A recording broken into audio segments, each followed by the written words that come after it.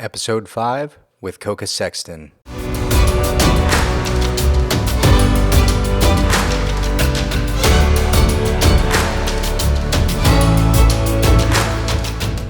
My name's Dan Evans, your host, and our guest today is very special.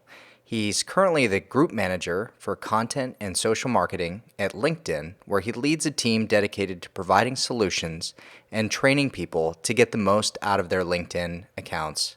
Let me introduce Koka Sexton. Koka is a veteran of the United States Army and served his country as a military police officer. Today, he is one of the most recognized social experts in the technology industry. With over 10 years of sales experience at well-known companies such as Paragon, Inside View, and now LinkedIn, Koka has a real passion for social media. He has become a leading mind of social selling, a topic that he promotes through global speaking engagements and customer trainings. Koka gives us an inside look into his service and how he worked his way up to LinkedIn. He also shares some words of wisdom that you won't learn in transition readiness seminars. Without further ado, let's transition into the interview. Welcome to the show. I appreciate you being here today. Before we get going into the interview, could you share a favorite quote for our listeners? One of my favorite quotes, and I'm not really quite sure where it comes from, but it's been quoted time and time again, and it's one that I tend to live my own life by, and it's very simple. It's lead, follow, or get out of my way. And I heard it a lot. In fact, it's very timely since I'm on this podcast now. I heard it a lot in the military, but I realized that it actually is not a military term. It was some poet or author from like the 18th century that said it. But I actually have it on my LinkedIn profile. It's one of those quotes that I always go back to: is lead me, follow me, or get out of my way. I like that, and you've kind of done that within your career, and we'll talk about that here as we move forward. Let's get started by talking about you, your military service. As you know, on the Military Entrepreneur Show, we like to interview military veterans who have been successful not just in the military, but in business as well. And certainly you've made a name for yourself. Let's get into the beginnings, Koka. Why did you join the service? So I joined late. I wasn't, graduating high school or 18 years old and decided to join. I think I was about 21 when I finally enlisted, and it wasn't because at that moment like it hit me. I think I had always wanted to join. I remember being very young and being just fascinated with G.I. Joe. G.I. Joe was my cartoon, and I loved Duke and Snake Eyes and Storm Shadow and like all the different characters. And the whole idea of the military was kind of ingrained in me through cartoons. My family, my father, my generations were in the military as well, but mostly in the Air Force. So when I had initially thought of joining, my father had made fun of me because I wasn't following in his footsteps and being in the Air Force. But I wanted to do something. So I'm not gonna bash the Air Force, but there's always stigmas in different branches. And something about the Air Force didn't ring out to me correctly. I wanted to be around, running around in the dirt and stuff, being the G.I. Joe. But I think ultimately why I joined, why I enlisted when I was 21 was I was at a point in my life that I wouldn't call it at a crossroads, but I felt that when I was old and gray and sitting in a rocking chair, you hear that analogy, what would I regret? And one of those regrets would be not serving my country or doing something above myself, selfless, because I believe that serving your government in the military is probably one of the most selfless things that any citizen could do. Especially in times like we have now, where people are getting deployed into war zones. So that's the reason why I joined, was that I wanted to look back at my life and say that I had actually done something. That's incredible, and I think a lot of veterans are that way. They join to be part of a purpose far and greater above themselves, yeah. And to shoot guns and blow some shit up. But that was a secondary point. That's definitely why I joined, and the dress blues. But that's a perk. I know you're in the Army and everything. You got your own variation of blues that continues to merge more into what the Marine Corps has. But Well, the Marine Corps Blues are amazing. We'll leave that there. But moving forward, is there a particular experience that you had in the military that helped mold you into the man you are today? Oh man, I'm pretty sure there's a lot of them, but is there? Yeah, there's a handful of them. I think basic training was probably one of the biggest eye openers I had, and not because I was totally green and never lived on my own, and being that my first experience out. I think that that moment, those moments of basic training, were the first time. One of the times that I remember most is this time like towards the middle to the end of training, where we were doing something. I don't remember if it was we were testing on something, and the drill sergeant asked me a question, and I gave him an answer, and he looked at me and said, are you asking me a question, or are you giving me an answer? And it was because I was unsure about my response. I didn't know if what I was answering was the right answer for him, and he could tell that in my inflection of voice and just how I was carrying myself. So he said, was that a question or is that a response? And I said, well, it was a response. He's like, the next time, make it a response. He's like, when somebody asks you a question and you believe your answer, the person on the other end can tell if you believe it or not. You have to be able to give the answer. Yeah. And I think that is one of those things from basic training that I've carried with me, is that you have to have a conviction in what you're saying, or the other person on the other end of the phone, the meeting, whatever it may be, is not going to believe you unless you have that internal conviction. Yeah. Another moment that stands out was, during our last deployment when we were in Iraq, and you're in situations where you don't have the resources that you really think you should have, and that whole idea of adapt, improvise, and overcome really comes into play. And I talked earlier about how I felt like I was being stretched or actually pushed when I was in basic training initially, like doing things that I didn't think was possible. And it's on deployments like that you really understand what the purpose is of basic training, and the belief that you are capable of doing a lot more than what you even believe you can. And being strapped for resources and having to improvise and all these types of things, those are the things that I've carried with me. That when I went into the business world and started to build my own career, it's those learnings from the military that have really carried me through. Because in the public sector, in civilian life, you are going to have to improvise. You're not always going to have everything that you think you're going to need. There's no expectation. You shouldn't have a belief of entitlement, because it just doesn't exist. If you want something, you have to go get it.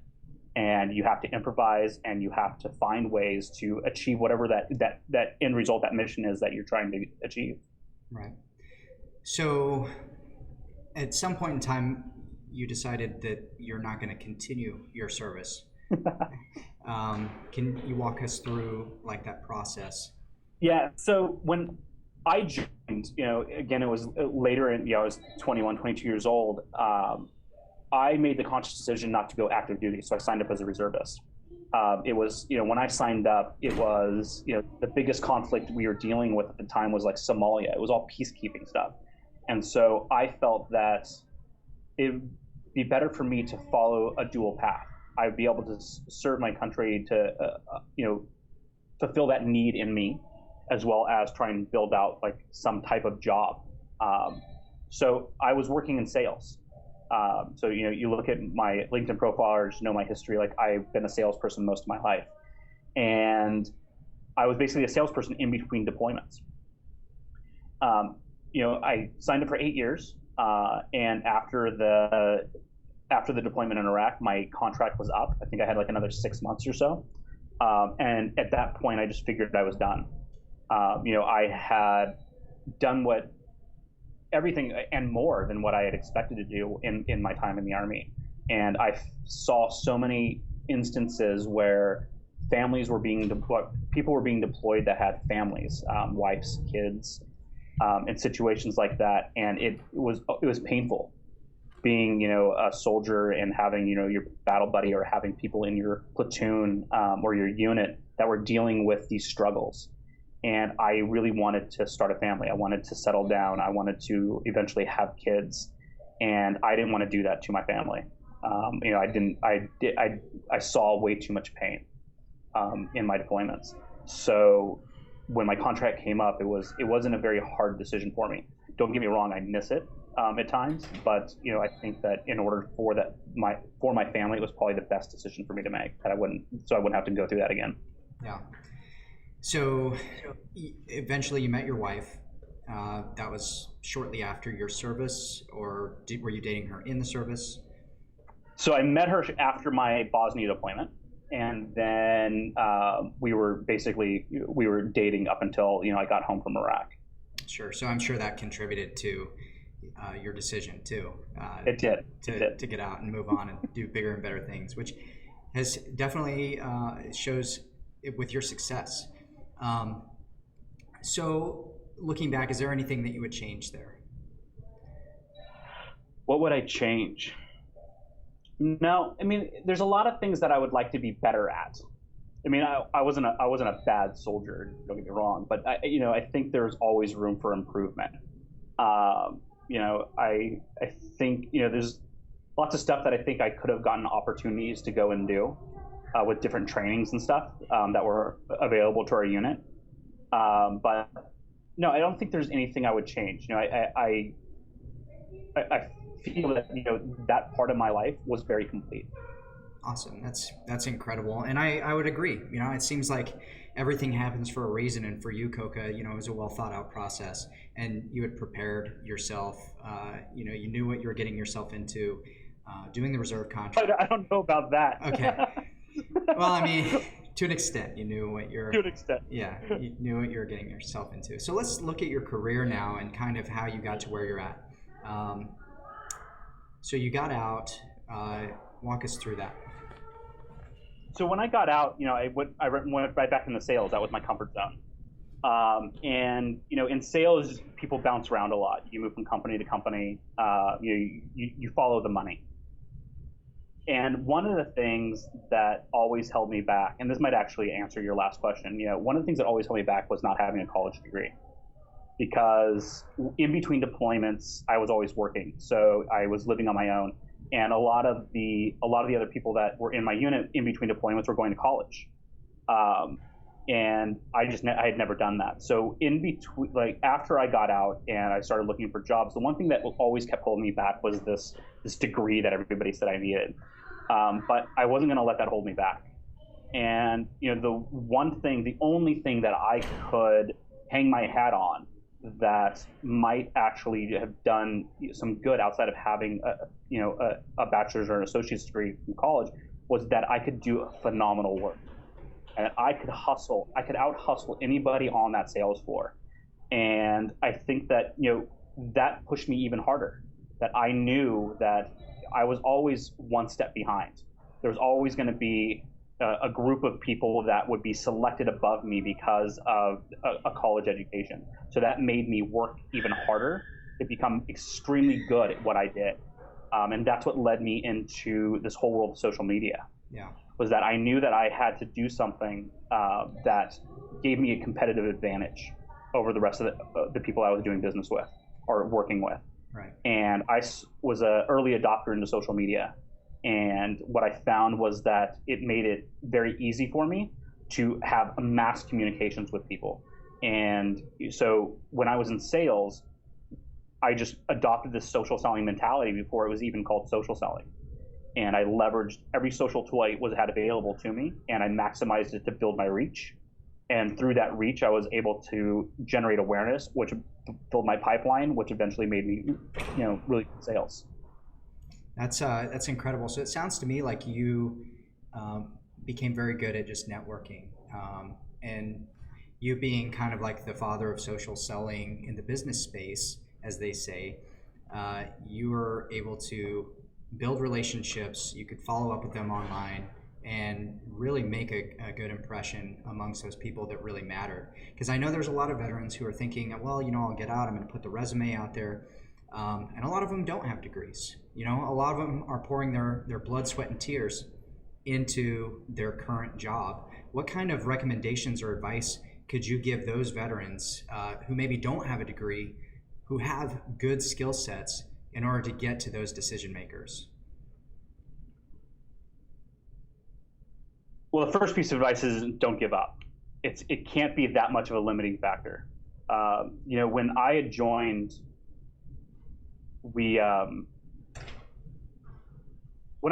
like the job market was different than it is now.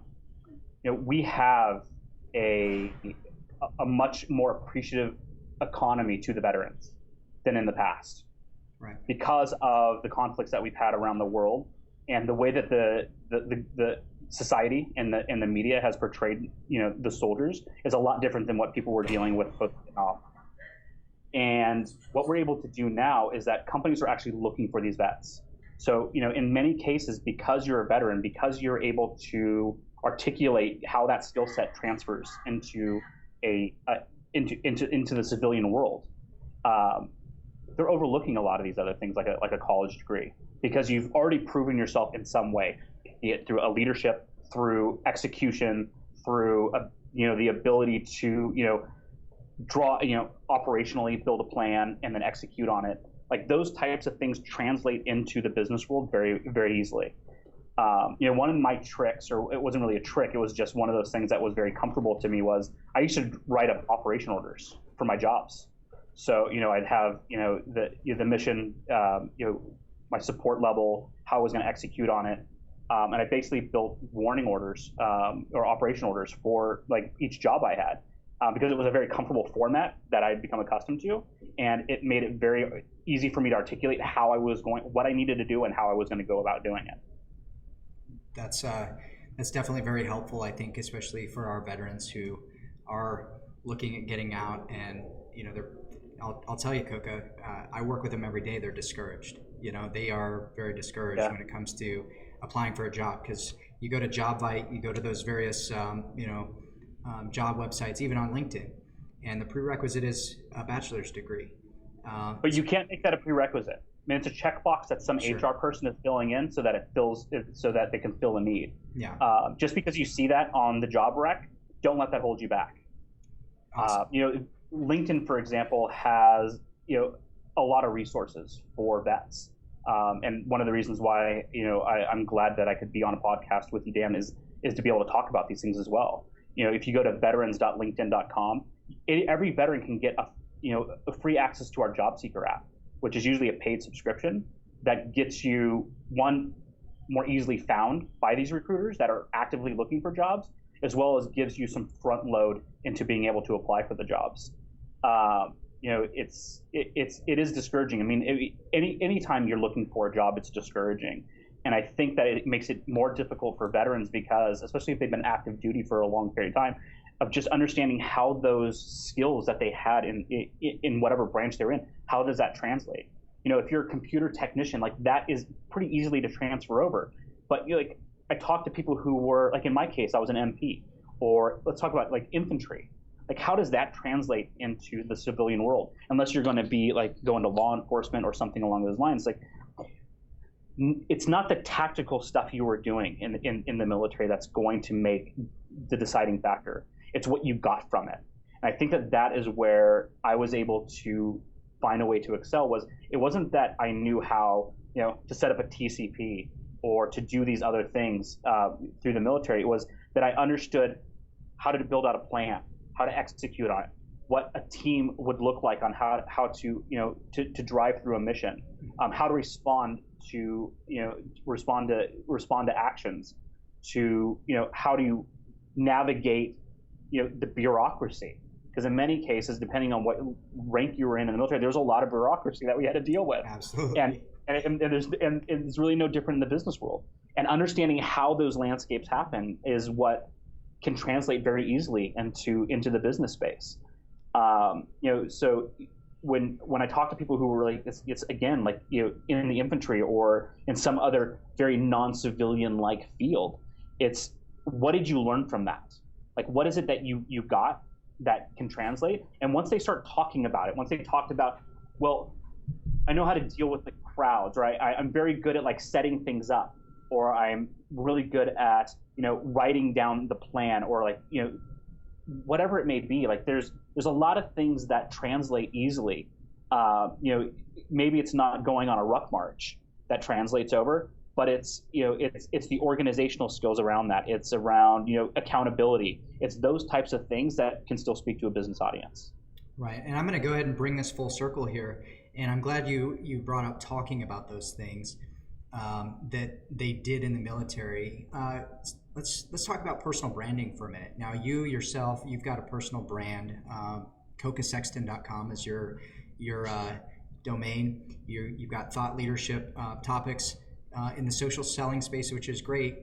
How can veterans leverage that same concept in their own transition? So, there's some really good examples of this. They looking at the things that you did in the military, without obviously violating the operational security stuff. Look at the missions that you ran. Look at the operations that you either planned or you executed on, and start writing them down. And think about the jobs that you want to have. And as you're writing that down with that filter, you'll start finding those correlations. We are in a unique space in this day and age where we have so many veterans coming out into the marketplace. I think I don't think we've ever seen as many. I haven't seen the numbers, but I can't imagine there being a time previous to World War II where we had this many veterans joining the workforce. That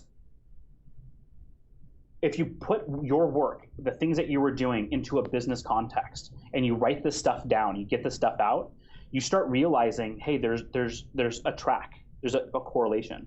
And if you can then share that, hey, 10 things I learned about sales through a 10-mile ruck march. It's those types of things that you start blurring the lines, and then people start, one, getting entertainment value, so to speak, through your story, but also getting something out of it, whatever you learn from it. There's a Facebook page called SOFREP.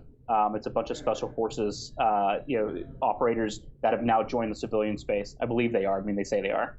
And they have a lot of stories where they talk about missions they had run or things that have happened recently in the news. And they boil it back down to everyday use, things that people could be doing on an everyday basis that somebody from the Navy SEALs had done. And it's those types of things that I think, as a personal brand, own it.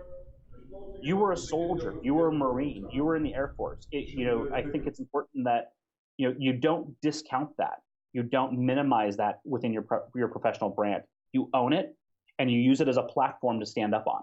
That is just pure gold right there. And I'm under the same belief that you have, Koka, as far as that goes. You got to be able to translate those things into a business sense, blur the lines, and eventually the right person will stumble across your content that will be able to help you, or you might be able to help them. Who knows? Yeah, it's not even about the stumbling part is great, but it's when you can create the content and you create these stories, either long form or short form, and then find the people who you think you want to influence with it and put it in front of them. Yes.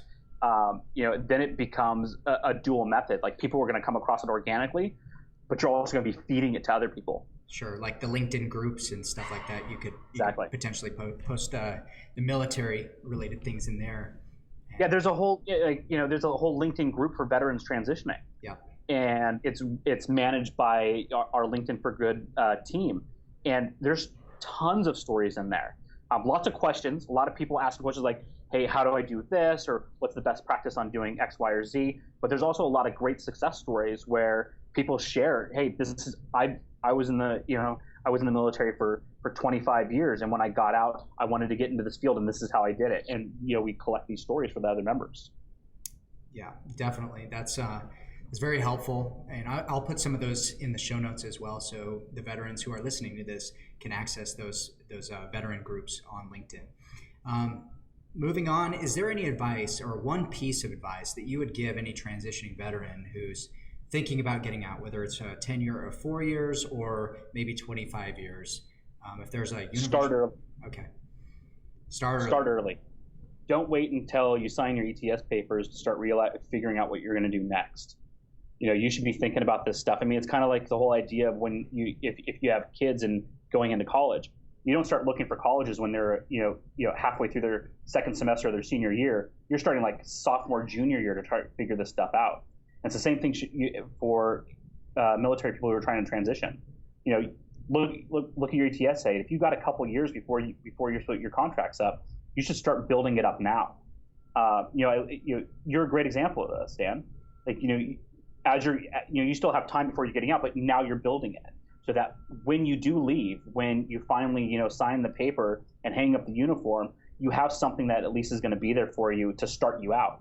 And I think that is where a lot of veterans, when they're transitioning, they're not putting enough effort into it ahead of time. You got to front load a lot of this information so that when you do leave, it's easier for you. I mean, start building your network now. Start using, the social networks. Use LinkedIn and other tools to connect with the people that you think you might want to either work for, or people that have positions that you want to strive to be in. Most people I've found are very helpful. Of course, you're going to find a lot of unhelpful people in the world, but there's a lot of people out there that are genuinely accepting and able to help other people out. And if you find another veteran that has now made it and they've been out for a very long time, but just this interaction right here, like understanding like how you reached out to me, like every veteran has that opportunity to reach out to other veterans that are now the CMOs of a company and say, hey, I'm about to get out. I've got about a year left. Like, would you mind spending 15 minutes with me at some point and just telling me how you did it? It's getting those little nuggets and getting those small learnings over time that build up so that by the time you're ready to get out and your contract is up, like you already have a wealth of information and you feel prepared to go into this next phase. Yeah, well, thanks for giving me the shout out there. I'm just trying to help other veterans, and that's really what it comes down to. This is something that I like to do, and definitely like talking to you, Koka. Now, is there any kind of a resource or a blog that you read on a regular basis that inspires you to keep going? There are so many. There are so many. I find inspiration from many different areas. Gary Vaynerchuk is always good for a good kick in the pants.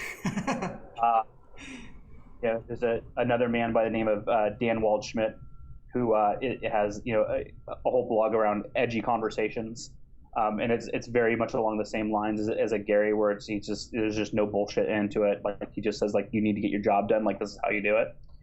I read a lot of trade pubs. Obviously I work in tech, so I follow a lot of the tech stuff and kind of see where the trends are. There's just so many out there, but I think the root of it is that once you start identifying not maybe specifically what it is you want to do, but like a general idea. Like, I knew I wanted to be in sales, or I was in sales for that period of time. Like, who's out there talking about sales, and literally creating a document and logging all these people that were talking about sales, and then finding their RSS feeds and like seeing who was legit and who wasn't, who could actually talk about this articulately versus who were the ones that were literally just regurgitating old stuff, or you could just tell were like just great bullshitters. And you start figuring out who the great ones are, and then start connecting with them, because if they are true thought leaders in the space, they're going to be open to this kind of stuff. And so identify what it is you want to do. What is this area that you want to be in? And start finding the people who are talking about that space, and then narrow it down, find some that are very influential in the space, and then start reaching out to them. They have been the greatest resources I've ever had. There's a laundry list of them that have, I call them my virtual mentors. I've met most of them now in person over time, but initially they were just the people that wrote about stuff that was helpful to me. And I knew that when I didn't bother them very often, but when I would reach out to them, they had some very insightful stuff because they'd been in this for so long. And so regardless of what it is you're going to get into, whatever that field is, there are people out there who are willing to help out, the young and up and coming group of people. Awesome. I'm not sure if you've read the book Think and Grow Rich, but I have. I think that I read it is twice. a great read for any veteran who is thinking about transitioning out, just to develop that mindset. It's a winning mindset, in my opinion. No matter It what is. they're going to do, if they're going to go get a job or if they're thinking about doing their own business, it's really a mindset, and that is certainly a good place to start. Yeah. So on that note, Yeah. Think and Grow Rich is the original book. You can look at Tony Robbins, Grant Cardone's, the Zig Ziglars of the world. They all came from Think and Grow Rich. That is the book that these guys want to read Yeah. because everything else stems from that book. Yeah, I mean, Tony Robbins, Grant Cardone, they may have a little bit more of an appeal to maybe a veteran who's coming out. It's not necessarily as dry, if you will. Yeah. But so certainly those are But some. they all regurgitate the same stuff. They Yeah. all quote his stuff in their teachings. Yeah. Lastly, how can we get in touch with you? And yeah, how can we get in touch with you? It's not very hard to find me. So I'll start off with connect with me on LinkedIn. I'm always happy to connect with other vets. One of the great things about LinkedIn is be able to leverage other people's networks. So I'm always happy to help vets out if my network is of benefit to them, making introductions to people that I may know. I'm on Twitter. I'm at Koka Sexton. I'm basically at Koka Sexton across any social profile out there. But I would say LinkedIn is probably the best way if you want to connect and let me feed you some resources. It's probably the best format to do it in. What an incredible guy. I hope you had as much fun listening as I did interviewing. You can check out all the references we discussed during the show at danevansonline.com/Koka Sexton.